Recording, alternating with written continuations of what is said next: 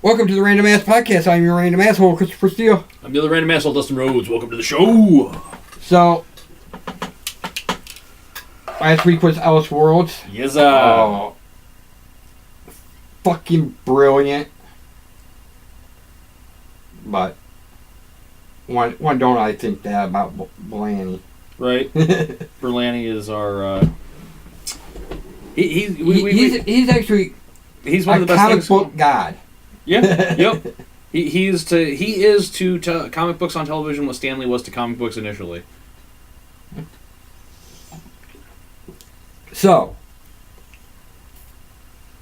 they set up for Crisis on Infinite Earths. Yes. Which even says at the very end of the Elseworlds saga to be continued in Crisis on Infinite Earths. Has a Crisis on Infinite Earths logo, which I do have a slight problem with. Is next year, 2019. Yes. It wasn't supposed to happen until 2024. Right. So that means they're going to be changing a lot of the Flash's future history. Right. Nice. Man. Wow, they tried to get it. Okay, my question. What did Nora have anything to do with anything? Nothing. She was just there. She wasn't even in Elseworlds. Yeah, she was.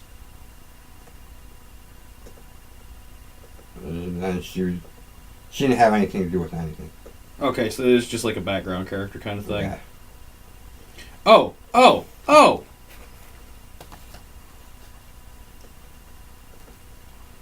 They're in Arkham.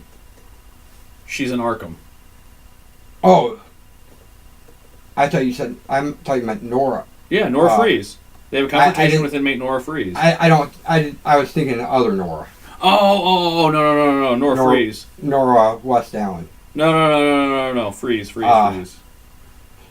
Actually, that is an Arrow, and her scene. Well, there's a bunch of Easter eggs, right, in Arkham. Some of the names on the doors are Easter eggs. Nice. Nigma E. Cobblepot O.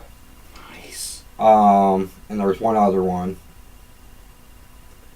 Quinn or Kerr. I figured it'd be the Joker. No, Bane's mask. Bane's mask is in there. There was somebody that said that right beside Bane's mask is a jar of teeth. Joker's chattering teeth is what they think. Nice. Book of Destiny. That's a great Easter egg. That the whole thing is about the Book of Destiny. Red skies in the morning. Heroes take warning. Ah, dude. At the end. Amazo was in the motherfucker. Yes. Ah. In the first part and the last part. Nice.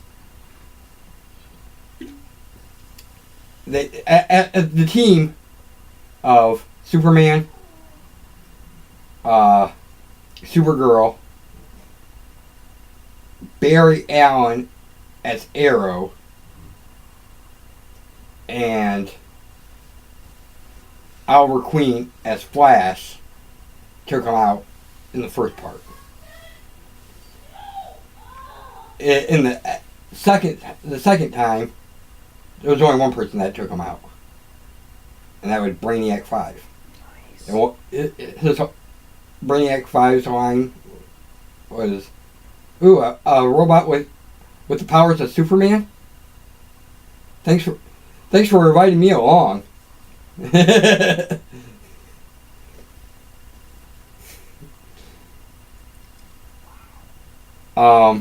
The 66 Shakespeare bust. I'm on a website right now of the Easter egg. 66 Shakespeare bust. Warning from the Flash in the future. a lot of people don't count the Guggenheim was one of the other Arkham names. Yeah, the Arrow showrunner was that's Mark Guggenheim. I think it's Nora Freeze that is played by Steve Armel's wife. Nice. It's a great mini-series. I'm thinking, my opinion is that next year, when they do the Crisis, that every DC show will be unified. I think you're right. I think you are correct. Including Titans.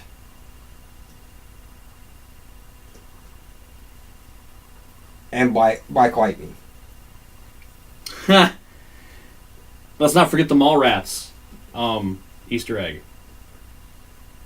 Lois and Clark tell Kara that they're pregnant and intend to stay in Argo City until their child is delivered. Lois specifically says this because of the concerns over how hard a half Kryptonian child could kick if they stayed on Earth. While this line is thought to have been, this line of thought was first introduced to the masses in Kevin Smith's Mallrats. Right. It's actually a nod to a famous essay by respected science fiction writer Larry Niven, Man of Steel, Woman of Kleenex, regarding problems of Lois Lane would face carrying Superman's baby. I still consider it a Mallrats reference. Yeah. Just because Kevin has worked on all the, they were just like, we have to give Kevin the nod. We do. And he probably got it from that initial essay. And Kevin has written, what, Arrow? Yeah, written Arrow. He's directed Supergirl, Flash. I think he's even directed Arrow as well. I know Kevin's been all over the Berlanti-verse. So he probably put his 2 cents in on that. Wouldn't surprise me. I guess the Monitor is testing people, and Supergirl and Flash is all he's done so far. Directing. Yes, directing. Yes, but didn't he write for? Nope. Wow. Nope. All right. Anyways, Monitor actually says that there's somebody more powerful than him, which, of course, is the Anti-Monitor. Right. They don't come out and say it, but it's the Anti-Monitor. Which is actually, I believe, his brother.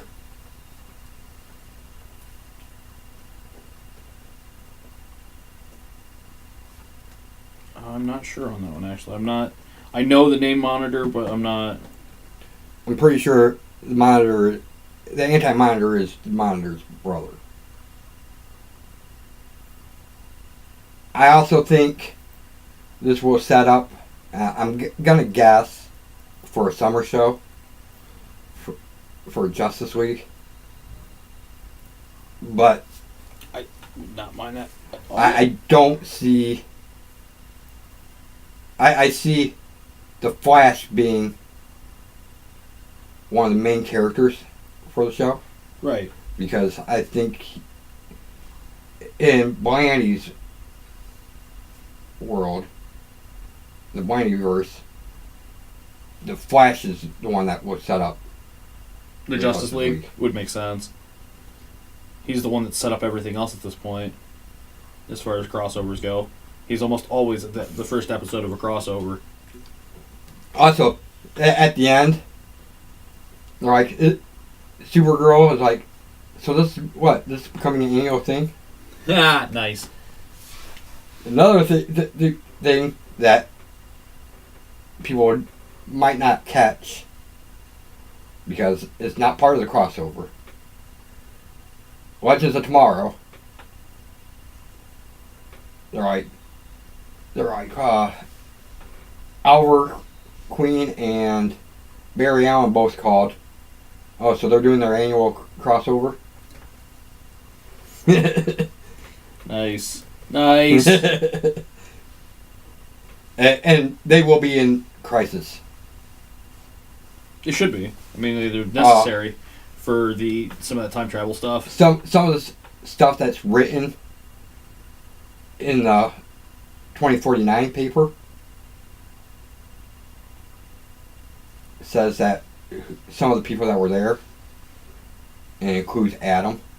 Nice. So, my question is about this. After Crisis, can we get Professor Stein back? That'd be nice. So we can have Firestorm? Was this the end of the seasons? This is mid-season. Okay.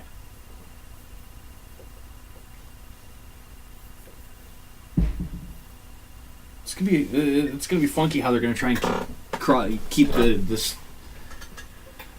Not, I don't know, man. If you're gonna continue a crossover, you would think it would be at the end of the season, and they would pick back up the next season, continuing that crossover. No. But with them having Jump to the Future, did they come back at the end? They didn't go into your time. They just fast forwarded the series to 2024? No. That's the article reads 2024. Okay. For the Crisis. Oh, okay. It's getting moved up 5 years. Right. Okay. Because the Flash comes up missing after Crisis. The Crisis on Infinite Earths. Okay. And doesn't and when Nora West Allen comes back is 25 years later, and she's got the paper from 2049, and he still hasn't returned. Okay. So all right. So, but with it being moved up, hold on a second. Okay, now we're back. Yeah, it's being moved up 5 years, which actually might help Barry. Right. Because if it's moved up, then shit's been changed. Right. And he might not disappear. Which I don't see him disappearing.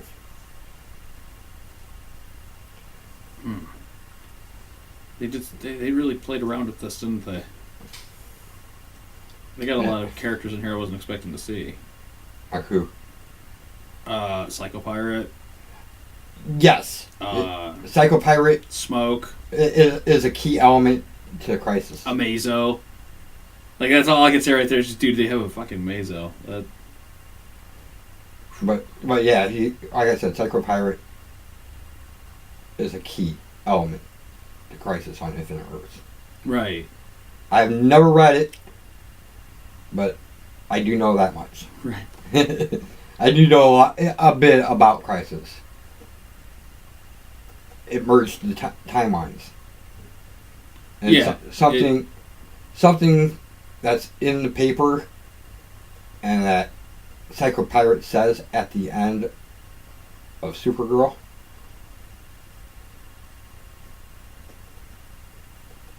makes me believe that it'll be everything will get merged into one.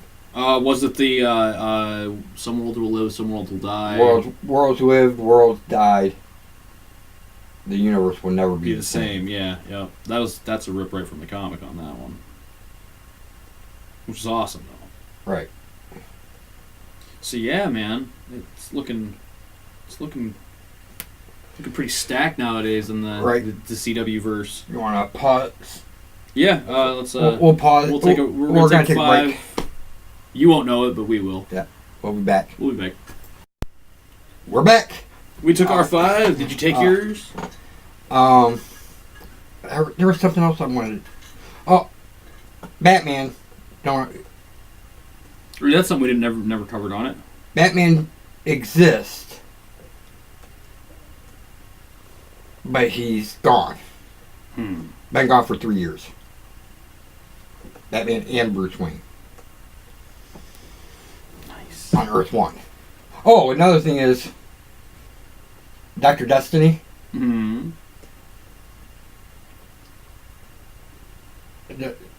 Rewrites history, and at the end of Arrow, beginning of Supergirl, he rewrites history and becomes Black Superman. Okay. But he has he doesn't know anything about Supergirl and Superman because they don't exist on Earth 1. Right. My theory is, and somebody can correct me if I'm wrong, Krypton didn't explode in Earth 1. That's why Carter Danvers and Clark Kent don't exist. Because they exist, but on Krypton. Because in the Crisis on Earth X storyline, they said that everybody basically has a doppelganger on all the worlds.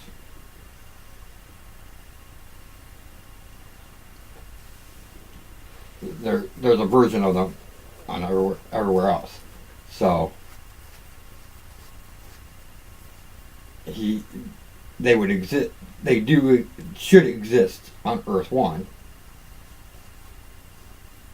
or Universe 1 or whatever you want to call it. Right.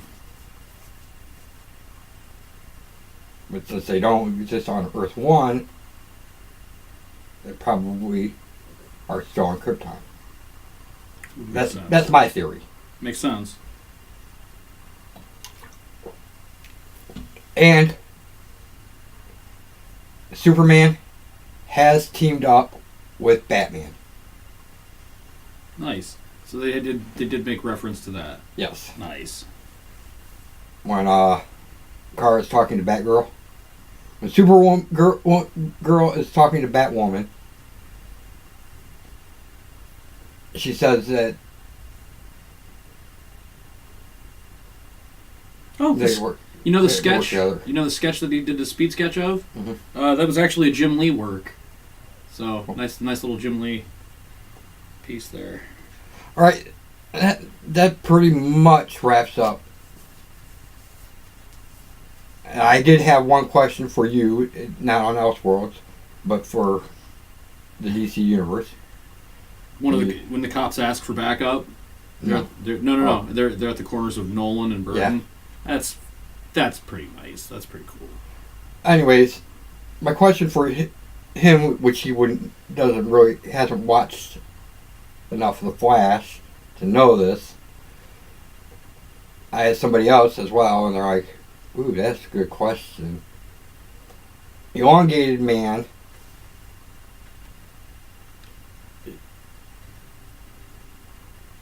How should I put this?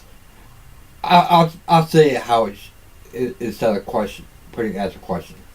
Elongated man should have the powers of all the bus metas. Yes. And if he doesn't, there's something wrong. Right. But we have not. We're halfway through the season, and we have not seen him have any other powers.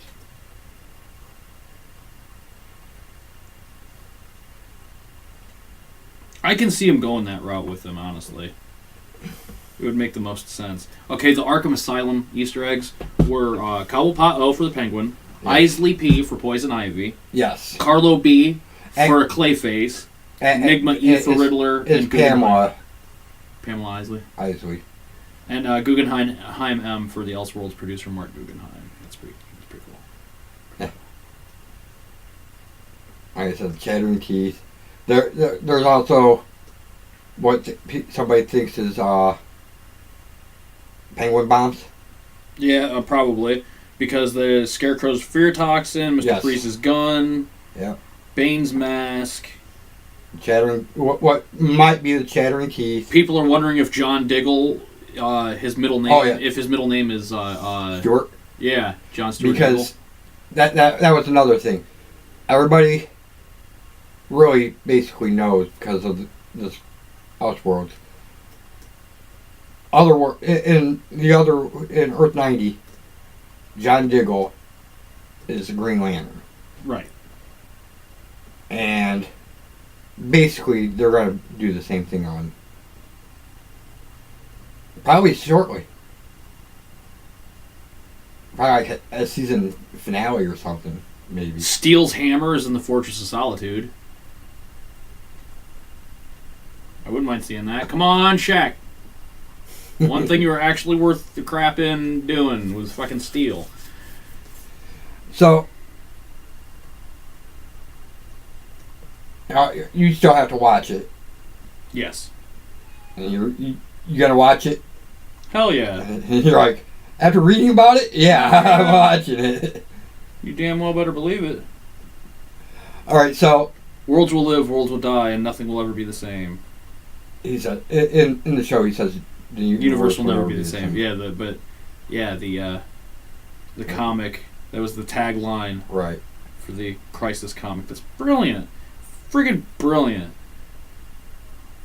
Go Berlanti.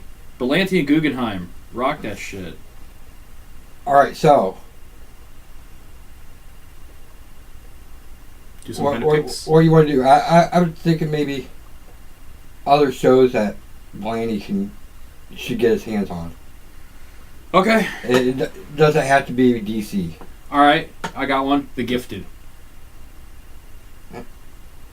Yeah, actually, The Gifted is good as it is. I know it's good as it is, but if you just throw a little bit of Berlanti in there, he might be able to actually make it make sense to the movies. Maybe. Alright. I would actually like to see him do like a Wolverine show. That would be nice. That would be nice. A solo run. You could throw in the X-Men. You could throw in Avenger. You could throw in everybody because Wolverine's been on like every team. All at once, by the way. He was stretched real thin. He's on the X-Men, the Avengers, a couple other X Factor X Force, like all at the same time. He's like, I don't know what I'm doing. Right, that's when it would have made sense that there was like a clone of Wolverine that was in some of these teams. I don't know. He was everywhere at a certain moment. If we're gonna be honest with ourselves, Batman. Get him, right. Gotham's done. Just do a Batman. We already know the Batman story. Everybody knows the Batman story. Just pick it up, do flashbacks or flash forwards. Just kind of play with it. Right. Just don't make it 60s Batman and don't make it Gotham. All right. I got one that will probably actually happen. Superman. Yes. With the people that were the Lois Lane and the Superman that are part of the multiverse as it is. Yeah. Because that chick that played Lois Lane, you just look at her, you're like, perfect. That's Lois Lane. Perfect. And they could pick that up. I would say after Crisis. Yeah. Yeah. Hell yeah. That be a rough. That's gonna be a rough one to finish off. Yeah.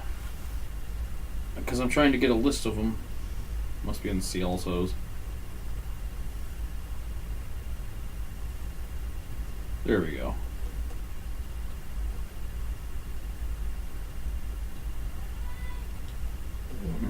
Come on.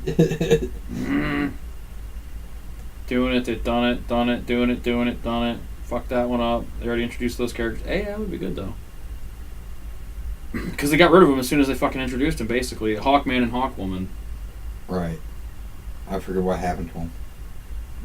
The actors didn't want to fucking be in the Legends of Tomorrow. I was like, God damn it. I forget what happened to the characters, though. Right. I couldn't care less, honestly. I would just start from fucking beginning, kill those two characters off, and have the souls search for each other again. Fuck it. Is that what you're No, I'm going to go with Shazam, actually. Shazam as a TV series would probably be great.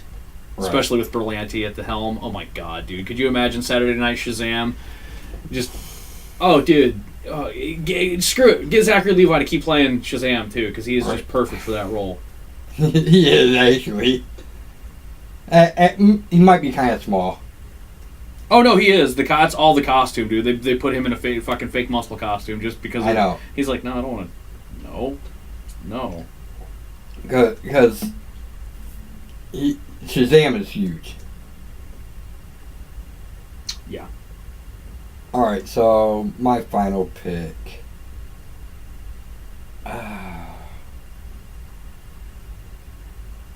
Green Lantern. Great choice. I did go as Green Lantern. Right. Make his middle, I was going to say, make his middle name Stewart, and make it frickin' John Stewart Lantern, because he's the strongest. He's the one that has the most story to be told. You know, he has the best arc of all of the Lanterns. And you could, if you did a Lantern series, you could have the Flash type episodes where the Lantern with the red cape and cowl and the old school 40s Lantern shows up on Earth. Like, what's he doing here? Actually, the original Green Lantern wasn't powered by Oa. No. He was from Earth. It's weird. His storyline is weird because nobody remembers it. Everybody remembers the ring and the.